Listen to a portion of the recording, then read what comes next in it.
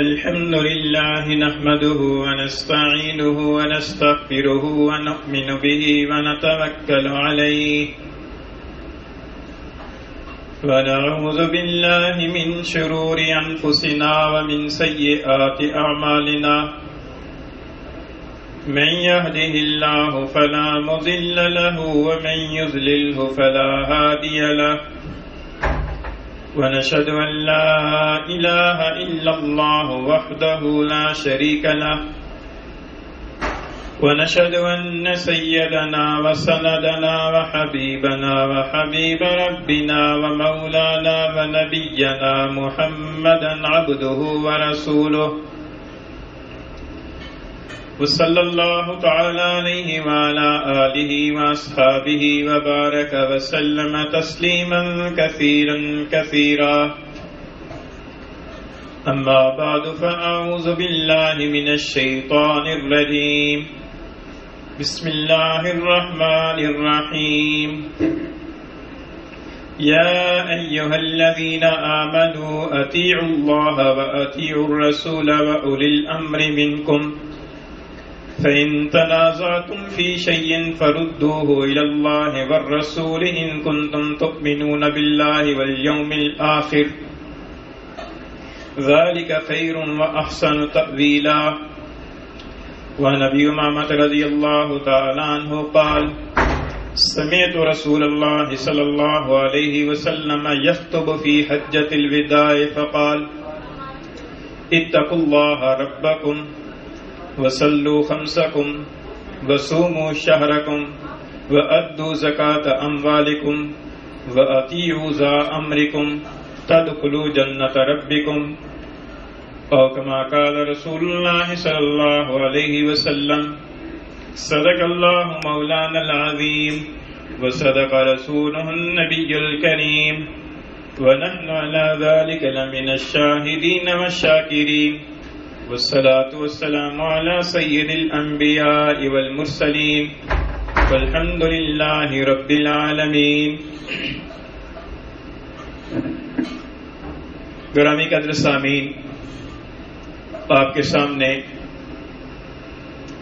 5ویں پارے سے سورہ نساء کی ایک آیت کریمہ تلاوت کی ہے، اور حضور نبی کریم صلی اللہ علیہ وسلم کی احادیث میں سے ایک حدیث شریف جس کو امام ترمذی رحمہ اللہ نے اپنی سنن ترمذی میں نقل فرمایا ہے، اور جس کے راوی حضرت ابو امامہ رضی اللہ تعالیٰ عنہ ہیں، وہ حدیث شریف آپ کے سامنے پڑھی ہے. اس آیت کریمہ میں اللہ تعالیٰ نے ایمان والوں کو مخاطب فرما کر چند باتیں ارشاد فرمائی ہیں.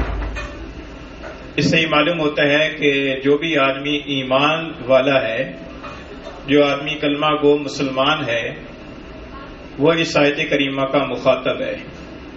وہ کلمہ گو مسلمان ایک عام آدمی ہو، اہل علم ہو، تعلیم یافتہ ہو، دیہاتی ہو، شہری ہو، حکمران ہو، وزیر ہو، مشیر ہو، کسی محکمے کا افسر ہو، جو بھی کلمہ گو مسلمان ہے وہ اس آیت کریمہ کا مخاطب ہے. تو اللہ تعالیٰ فرماتے ہیں کہ یا ایھا الذین آمنوا، اے ایمان والو، اطیعوا اللہ، اللہ کا کہا مانو، واطیعوا الرسول، اور رسول کا کہا مانو، واولی الامر منکم، اور اپنے میں سے اولی الامر کا کہا مانو.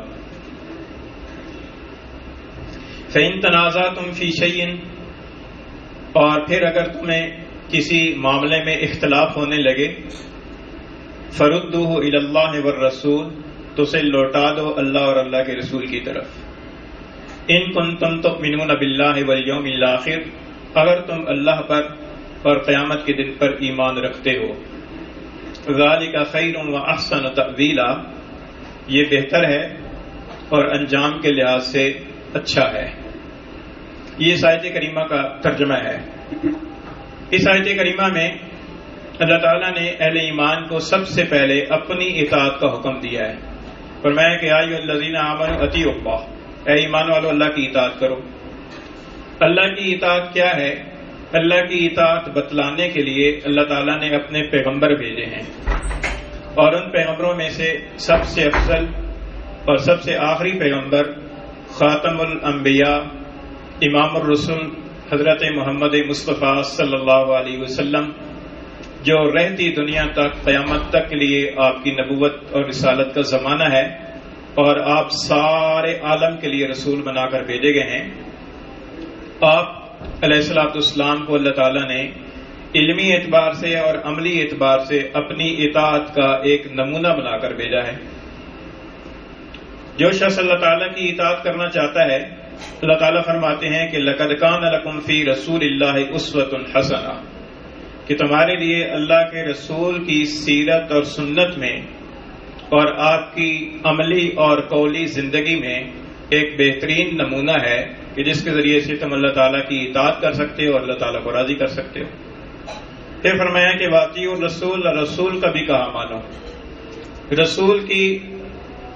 رسول کے بارے میں جو اہل اسلام کا جو عقائد ہیں، ان عقائد میں سے ایک بنیادی عقیدہ یہ ہے کہ اللہ کے رسول اور اللہ کے نبی اور خصوصاً حضرت صلی اللہ علیہ وسلم یہ معصوم ہوتے ہیں، ان سے کوئی غلطی نہیں ہوتی، اور یہ وہی فرماتے ہیں یا وہی کرتے ہیں کہ جو اللہ تعالیٰ کی منشا ہوتا ہے۔ اللہ تعالیٰ نے فرمایا کہ وَمَا يَنطِقُ عَنِ الْهَوَىٰ إِنْ هُوَ إِلَّا وَحْيٌ يُوحَىٰ، کہ پیغمبر اپنی زبان سے اپنی خواہش سے کلام نہیں فرماتے، بلکہ جو کچھ کلام فرماتے ہیں وہ ان کی طرف وحی کیا جاتا ہے۔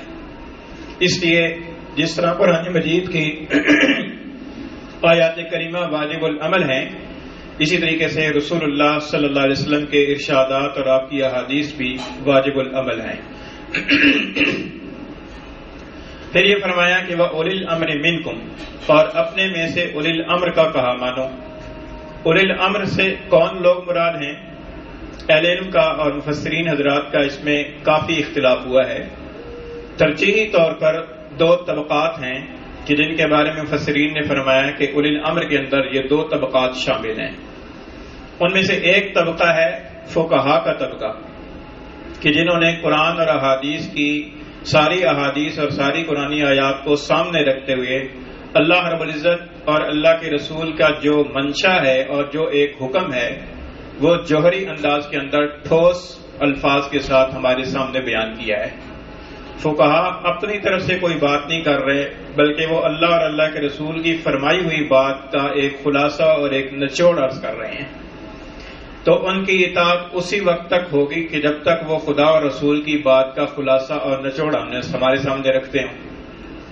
دوسرا طبقہ فرمایا کہ اولی الامر سے مراد ہے حکام اور امراء کا طبقہ، کہ جن کو اہل انتظام کہا جاتا ہے، جن کے ہاتھ میں نظم ہے، جن کے ہاتھ میں انتظام ہے۔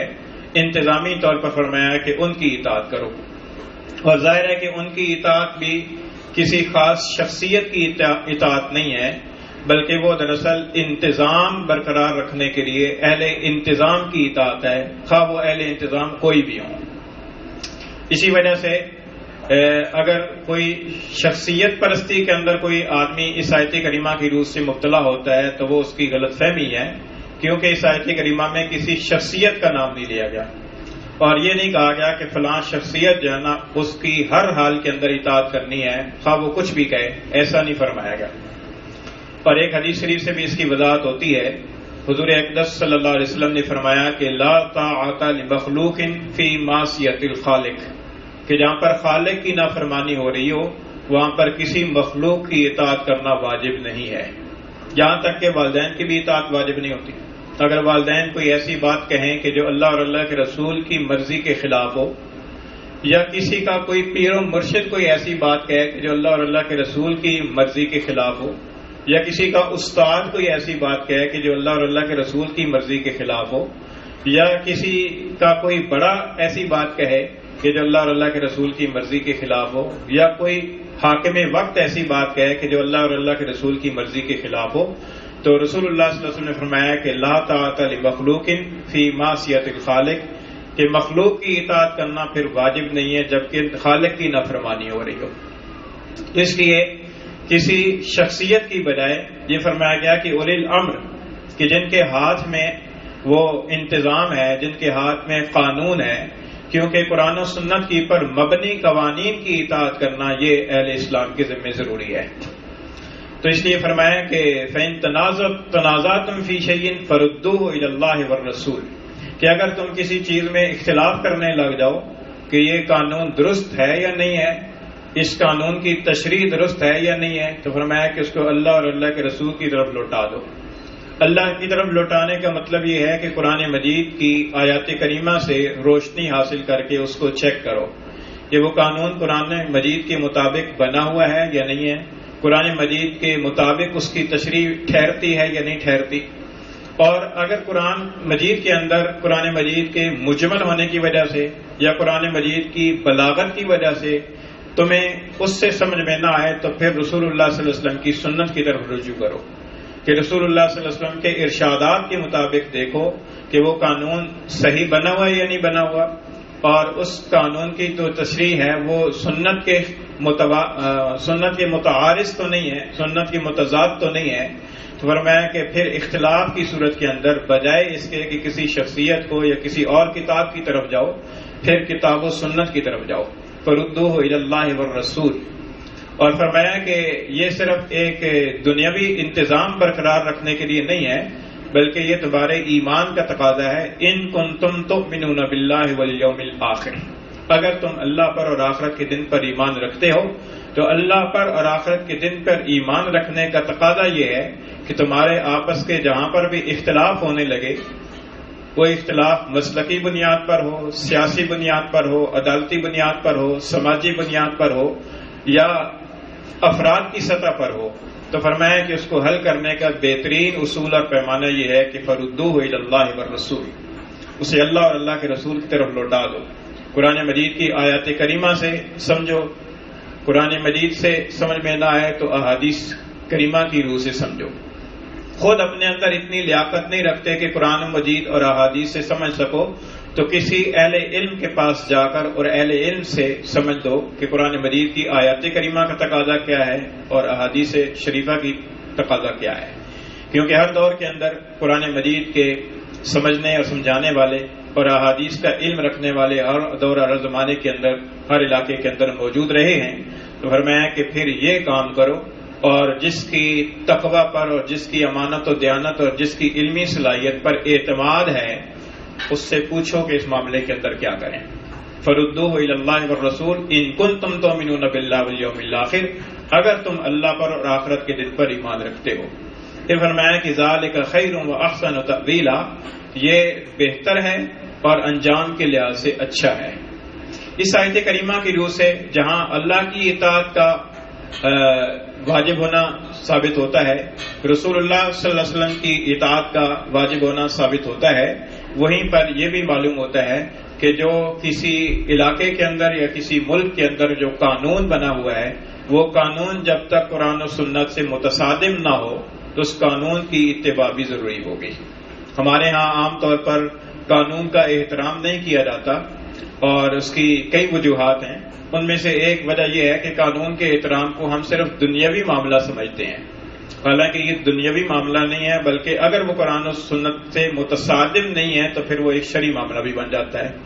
اور دوسری اس کی وجہ یہ ہے کہ ہمارے ہاں قانونی اعتبار سے مساوات نہیں ہے کہ کسی عام آدمی کے لیے کوئی قانون اور ہوگا، کسی بڑے لیول کے آدمی کے لیے قانون اور ہوگا، کسی حکمران کے لیے قانون اور ہوگا، کسی بڑی شخصیت کے لیے قانون اور ہوگا۔ یہ قانون کے اندر مساوات کا نہ ہونا یہ لوگوں کے درمیان بغاوت اور قانون کے عدم احترام کے اوپر انسان کو اکساتا ہے۔ لیکن رسول اللہ صلی اللہ علیہ وسلم نے اس موقع کے پر صبر کی تلقین فرمائی ہے۔ ایک حدیث میں آتا ہے کہ حضور اقدس صلی اللہ علیہ وسلم نے انصار صحابہ سے فرمایا کہ میرے بعد تمہارا سابقہ ایسے حکمرانوں سے پڑے گا کہ جو حکمران ترجیحی بنیادوں کی پر تمہارے ساتھ ترجیحی سلوک کریں گے، یعنی جس کے ساتھ تعلق داری ہے، جس کے ساتھ رشتہ داری ہے، جس کی ہمدردیاں ساتھ ہیں، جس کی طرف سے رشوت مل گئی ہے، جس کی طرف سے سفارش آ گئی ہے، اس کو بغیر میرٹ اور معیار کے اس کو ترجیح دیں گے۔ تو صحابہ نے پوچھا کہ اللہ کے رسول پھر ہم کیا کریں؟ حضور نے فرمایا کہ صبر کرو یہاں تک کہ تم حوض کوثر پر مجھ سے ملاقات کر لو۔ تو حضور صلی اللہ علیہ وسلم نے صبر کی تعلیم ارشاد فرمائی. ایک اور حدیث کے اندر آتا ہے، حضرت عبداللہ ابن مسعود رضی اللہ تعالیٰ عنہ سے روایت ہے، رسول اللہ صلی اللہ علیہ وسلم نے ارشاد فرمایا کہ عنقریب میرے بعد تم ترجیح دیکھو گے، یعنی بغیر کسی معیار کے تم دوسروں کو جن کے اندر قابلیت نہیں ہے، لیاقت نہیں ہے، جن کے اندر امانت و دیانت نہیں ہے، ان کے بارے میں تم دیکھو گے کہ ان کو کسی عہدے کی پر فائز کیا جا رہا ہے اور تمہارے اندر باوجود قابلیت اور دیانت و امانت ہونے کے تمہیں پیچھے رکھا جا رہا ہے. یہ چیز تم دیکھو گے. وَأُمُورٌ تُنْكِرُونَهَا، اور ایسے کام دیکھو گے کہ تم عجیب دے سمجھو گے کہ یہ بڑی عجیب بات ہے، یہ کیسے کہہ دیا. تو فرمایا کہ تم ایسے کام دیکھو گے. تو صحابہ نے پوچھا کہ اللہ کے رسول پھر ہم کیا کریں؟ حضور صلی اللہ علیہ وسلم نے فرمایا کہ اپنے حاکموں کا جو حق تمہارے ذمے ہے وہ ادا کرتے رہو. یہ نہیں فرمایا کہ حکمرانوں کو گالیاں دینا شروع کر دو، ان کے خلاف خروج اور بغاوت شروع کر دو، ہڑتالیں شروع کر دو، احتجاجی ریلیاں نکالنا شروع کر دو. یہ نہیں فرمایا. فرمایا کہ تم ان کے حق جو تمہارے ذمے ہیں وہ ادا کرتے رہو اور اپنے حق کے بارے میں اللہ سے سوال کرتے رہو. اللہ سے مانگو کہ یا اللہ ہمارے حق نہیں ملتے، ہماری بنیادی ضروریات نہیں ملتی، ہماری کھانے پینے کی ضروریات ہمیں نہیں مل رہی، ہماری مہنگائی کی وجہ سے کھانے پینے کی چیزیں ہماری پہنچ سے باہر ہو چکی ہیں، ہم کیا کریں؟ اللہ سے سوال کرو. فرمایا کہ حکمرانوں کے جو حقوق تمہارے ذمے ہیں ان کو ادا کرتے رہو اور اپنے حقوق کے بارے میں اللہ تعالیٰ سے سوال کرتے رہو. اس لیے حضور اقدس صلی اللہ علیہ وسلم نے گویا کہ حکمرانوں کو انداز حکمرانی سکھلایا کہ کیسے کرنا ہے اور عوام کو ان کے تابع رہنا سکھلایا کہ ان کے تابع کیسے رہنا ہے. ہمارا کام یہ ہے کہ جو کام ہم نے کرنا ہے وہ ہم نہیں کریں گے. ہم دوسروں کے اوپر کیچڑ اچھالیں گے، دوسروں کے اندر کیڑی نکالیں گے، لیکن جو کام ہم نے کرنا ہے یا جو کام اللہ اور اللہ کے رسول کی طرف سے ہمارے ذمہ لگایا گیا ہے وہ ہم نہیں کریں گے. ایک بہت بڑا المیہ ہے اور اس کے پیچھے ایک بہت بڑی سمجھیں کہ ایک بہت بڑی ایک مدت ہے کہ جس کی وجہ سے یہ ذہن بنا ہے. آج آپ سمجھیں کہ پرسوں پاکستان کو مارز وجود میں آئے ہوئے 75 سال پورے ہو جائیں گے، ایک ڈائمنڈ جبلی ہو جائے گی، 75 سال پورے ہو جائیں گے. لیکن اس 75 سالہ دور کے اندر عوامی سطح پر، حکمران کی سطح پر، بیوروکریسی کی سطح پر، سیاستدانوں کی سطح پر، عدالتوں کی سطح پر، تعلیم کی سطح پر، جس سطح پر دیکھا جائے تو اس سطح کی پر ہم پیچھے آئے ہیں آگے بڑھنے کی بجائے. اس کے اندر صرف ایک طبقے کا قصور نہیں ہے، کیونکہ یہ ملک کسی ایک طبقے کا نہیں ہے. یہ ملک صرف فوج کا، صرف سیاستدانوں کا، صرف حکمرانوں کا اور صرف بڑے لوگوں کا نہیں ہے. یہ ملک ہمارا بھی ہے، یہ ملک ایک عام مزدور کا بھی ہے، یہ ملک ایک ریڑھی چلانے والے کا بھی ہے. لیکن ہوا کیا ہے کہ جتنے طبقات ہیں، ہر طبقے کو جس کام کی کرنا چاہیے تھا اور ملک کے لیے جتنی وفاداری دکھانی چاہیے تھی یا جتنی حب الوطنی کا جذبہ ہونا چاہیے تھا اتنا نہیں ہے. اس کے اندر تعلیم گاہوں کے اندر بھی اس کی قصور ہے کہ تعلیم گاہوں کے اندر بچوں کی تربیت نہیں کی گئی، کیونکہ آج جو بڑے عہدوں کی پر فائد ہیں وہ کل کے بچے تھے. انہوں نے انہی تعلیم گاہوں کے اندر تعلیم حاصل کر کے، انہی تربیت گاہوں سے شعور حاصل کر کے وہ بڑے ہوئے ہیں. اگر ان تعلیم گاہوں میں جو چھوٹے لیول پر بچے تھے ان کی تربیت صحیح کر دی جاتی، ان کو شعور دے دیا جاتا تو شاید آج وہ سلسلہ نہ ہوتا. تو ظاہر ہے کہ اس قوم کے اندر جو اساتذہ ہیں یا جو تربیت کنندگان ہیں، خواہ وہ مدرسے والے ہیں، خواہ وہ سکولوں والے ہیں، کالج والے ہیں، یونیورسٹی والے ہیں، اور اسی طریقے سے مساجد کے اندر جو ممبرز کی پر بیان کرنے والے حضرات ہیں، یہ سارے مل جل کر ہی ایک قوم تشکیل دیتے ہیں. قوم جو ہے نا وہ کسی خارجی وجود کا نام نہیں ہے، بلکہ قوم افراد کے مجموعے کا نام ہے. جس طریقے سے اگر کسی بلڈنگ کے اندر اکثر و بیشتر کچی اینٹیں لگا دی جائیں، خال خال 2-4 پکی اینٹیں ہوں، باقی ساری کچی اینٹیں لگا دی جائیں، تو وہ بلڈنگ اپنی مدت پوری کرنے سے بہت پہلے بیٹھ جائے گی.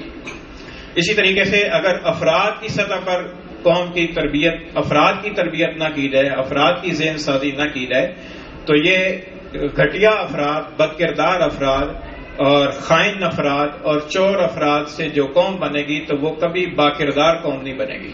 ظاہر ہے افراد کے اندر خامیاں موجود ہیں. خال خال افراد دیانتدار بھی ہیں، خال خال افراد جو ہے نا وہ تقوی والے بھی ہیں، خال خال افراد جو ہے نا وہ وفادار بھی ہیں، ملک اور قوم کا خیال رکھنے والے بھی ہیں. لیکن اکثریت کی بات ہو رہی ہے. اور پھر اکثریت کے اعتبار سے اگر ہم دیکھیں تو ہمارا مزاج یہ بن چکا ہے کہ ہم اپنے ذاتی مفاد کو قومی اور ملکی مفاد پر ترجیح دیتے ہیں. میں کہتا ہوں کہ میرا فائدہ ہو جائے، میرا کام نکل جائے، قوم اور ملک کا ستیہ ناش ہوتا ہے تو ہو جائے. یہ ایک طبقے نہیں بلکہ یہ آوے کعوہ بگڑا ہوا ہے. تو اس لیے ہمیں سوچنا چاہیے، ایک لمحہ فکریہ ہے کہ یوم آزادی ہر سال ہم مناتے ہیں جوش و خروش سے. ایک اللہ تعالیٰ کی ایک نعمت ہے، اس نعمت کی قدر کرنی چاہیے، اور نعمت کی جتنی آدمی قدر کرتا ہے نعمت کے اندر اضافہ ہوتا ہے. لیکن ہم اس یوم آزادی کو جس انداز سے مناتے ہیں وہ ہم قدر نہیں کرتے، بے قدری کرتے ہیں، کیونکہ ہمیں پتہ نہیں ہے کہ اس ملک کے حصول کی بنیادوں کے اندر کتنی لاکھوں قربانیاں شامل ہیں، لاکھوں افراد کا خون اس ملک کی بنیادوں کے اندر شامل ہے. اور بنیاد جب بھی ہوتی ہے کسی بھی چیز کی وہ مخفی ہوتی ہے، نیچے ہوتی ہے، وہ نظر نہیں آتی. اس مسجد کی بنیاد دیکھ لیں، اس بنیاد کا کیا ہے، بنیاد کتنی گہری کھودی گئی ہے، اس کے اندر کیا کیا میٹیریل ڈالا گیا ہے، کتنے افراد کی اس کے اندر محنت اور وقت شامل ہے، ہمیں نہیں پتا، کیونکہ ہمارے سامنے تو یہ ایک بلڈنگ کھڑی ہوئی نظر آ رہی ہے، بنیاد ہماری نظروں سے ہو جلا ہے. ایک درخت کھڑا ہے، اس درخت کی جڑیں کتنی گہری ہیں، اس درخت کو کس آدمی نے بویا ہے، کس نے آبیاری کی ہے، کس نے اس کو پروان چڑھایا ہے، وہ ہماری نظروں کے سامنے نہیں ہے. ہم تو اس کے پتے ضائع کر رہے ہیں، ہم تو اس کی شاخیں کاٹ کاٹ کر ایندھن کے طور پر جلا رہے ہیں، ہم تو اس کے پھل کو توڑ توڑ کر پھینک رہے ہیں.